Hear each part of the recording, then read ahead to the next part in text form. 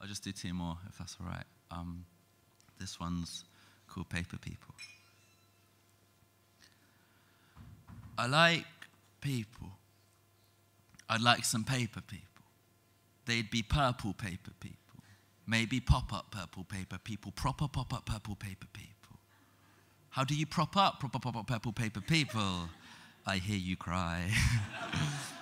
Well, I probably pop-up purple paper people with the proper pop-up purple people paper clip, but I pre-prepare appropriate adhesives as alternatives to cheeky pack a just in case the paper slipped, because I could build a pop-up metropolis.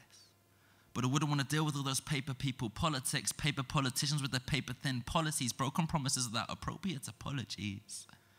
There'd be a little paper me and a little paper you.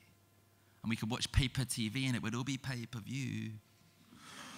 We'd see those poppy paper rappers rap about the paper package, or watch paper people carriers get stuck in paper traffic on the A4.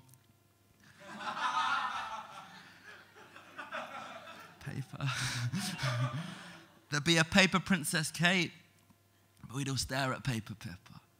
And we'd all live in fear of Killer Jack the Paper Ripper, because the paper propaganda propagates the people's prejudices. Papers printing pictures of the photogenic terrorists. It's a little paper me and a little paper you. And in a pop-up population, people's problems pop up too. There'd be that pompous paper parliament who remained out of touch and who ignored the people's protests about all the paper cuts. And then the peaceful paper protests would get blown to paper pieces by the confetti cannons, by preemptive police. And yes, there'd still be paper money. So there'd still be paper greed. And the paper piggy bankers pocketing more than they need, purchasing the potpourri to pepper the paper properties. Others live in poverty and ain't acknowledged properly. A proper poor economy where so many are proper poor, but while the needs get ignored, the money goes to big wars. Origami armies unfold plans for paper planes, and we remain imprisoned by our own paper chains. But the greater shame is that it always seems to stay the same.